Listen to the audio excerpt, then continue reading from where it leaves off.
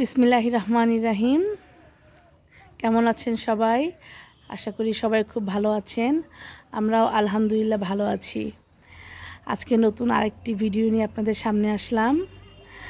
আমি এখন বরিশাল সদরের শায়েস্তাবাদ ইউনিয়নের নোমর স্কুলের সামনে আছি। এইটি আসলে শায়েস্তাবাদ আপনার তালতলি ব্রিজের পরেই একটু সামনে যাওয়ার পরেই যে কারো কাছে জিজ্ঞেস করলেই হবে যে নোমর স্কুলটা কোথায়। ওই স্কুলটায় আমরা আর কি আসছি। আজকে ঘুরতে আসলাম, একটু বরিশালের শহর থেকে একটু গ্রাম সাইডে ঘুরতে আসলাম। তো ঘুরতে এসে দেখি যে এখানে এত সুন্দর আর কি ফুলের বাগান, সূর্যমুখী ফুলের বাগান। তাই চিন্তা করলাম ভিডিও আর না করেই পারলাম না, তো একটু ভিডিও করব, সবার সাথে শেয়ার করব, এই আর কি। চলেন আমরা ঘুরে ঘুরে বাগানটা দেখি আজকে। বাগানটা তেমন বড় একটা বাগান না, ছোটোখাটো একটা বাগান, কিন্তু অনেক গুছানো বাগানটা। একটা স্কোয়ার শেপ, তার মধ্যে আর কি সুন্দর গাছগুলো একদম সারিবদ্ধভাবে লাগানো হয়েছে এবং প্রত্যেকটা গাছেই অনেক ফুল, অনেক সূর্যমুখী ফুল,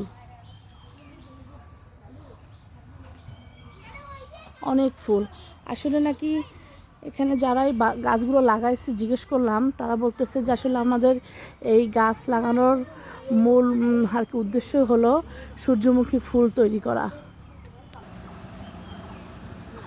বাগানের মধ্যে ঢোকার সুযোগ খুবই কম, কারণ বাগানের মধ্যে ঢুকলে গাছ নষ্ট হয়ে যাবে। এজন্য বাহির থেকে আমরা ভিডিও করতেছি। সাধারণত আমরা সূর্যমুখী গাছ এর আগে যে দেখেছি ছোট ছোট গাছেই ফুল হয়েছে, কিন্তু এখানের গাছগুলো এত বড় যা চিন্তা করার বাহিরে, অনেক বড় বড় গাছ। এই জায়গাটা মনে হয় কেউ ঢুকছিল, ঢুকে একদম গাছে একদম পাড়া দিয়ে গাছগুলো একদম মেরেই ফেলছে। তো আমি একটু দাঁড়াইলাম ভিডিও করার জন্য।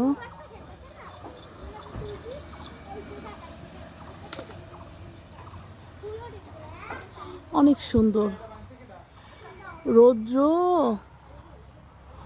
গরম, তার মধ্যে দাঁড়াই দাঁড়াই ভিডিও করতেছি।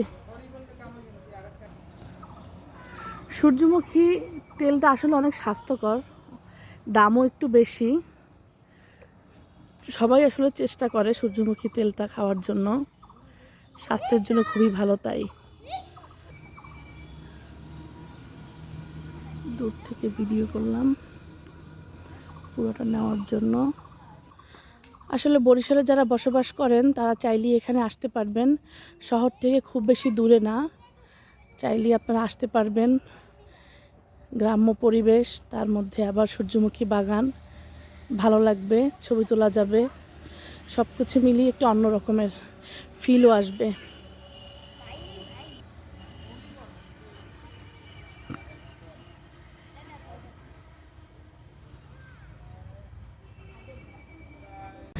সূর্যমুখী বাগান থেকে এখন আমরা আসলাম তালতলি ব্রিজের উপর। তালতলি ব্রিজের চারপাশটা অনেক সুন্দর, আপনাদের সাথে শেয়ার না করলেই নয়। ব্রিজের উপর থেকে আমি ভিডিওটা করতেছি। আসলে চর পড়ে নদী, আসলে এখন আর নদী নেই, নদী খাল হয়ে গেছে। এখন চরের উপরে মানুষ চাষাবাদ করে। বিকেলটা অনেক সুন্দর এখানের। এখন তো আসলে চৈত্র মাস, খরার সিজন, তাই এই সমস্ত জায়গায় গাছপালা দেখা যাচ্ছে। বৃষ্টির সিজনে আমি আপনাদেরকে তখনও ভিডিও করে দেখাবো ইনশাল্লাহ, তখন এখানে দেখা যাবে পানি আর পানি। এই সাইডে দেখেন ধান চাষ করছে, শুকনার সিজনে ধানও চাষ করে। আর বৃষ্টির সময় দেখা যায় এইসব জায়গায় পানি এবং মানুষ অনেক মানুষ মাছও ধরে। নদীটা একদম খালের মতন হয়ে গেছে, খালের মধ্যে অনেক বেদেরা আছে, এখানে মাছ ধরে, মাছ বিক্রি করে। এখান থেকে সকালে, খুব সকালে ডাকে মাছ বিক্রি হয়, খুব সকালে ফজরের নামাজের পরপরই, আবার আসর নামাজের পরেও ডাকে মাছ বিক্রি হয়। তাজা মাছ একদম।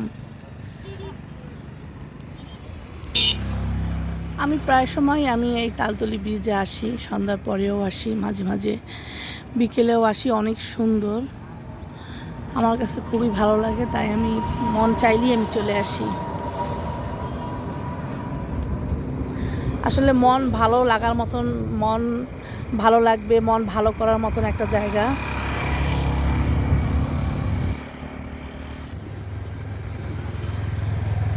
সূর্যটা লাল হয়ে গেছে, এখনই ডুবে যাবে।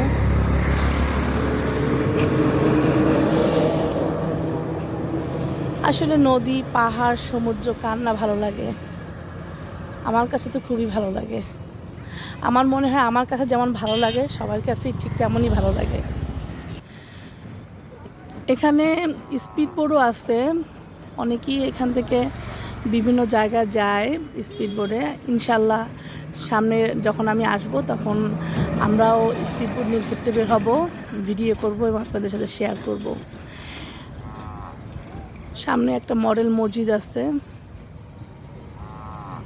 ব্রিজটার উপর থেকে মোটামুটি সব কিছুই দেখা যাচ্ছে। সন্ধ্যা হয়ে যাচ্ছে, বাসায় ফিরতে হবে। আজ এ পর্যন্তই, ভালো থাকবেন সবাই, আল্লাহ হাফেজ।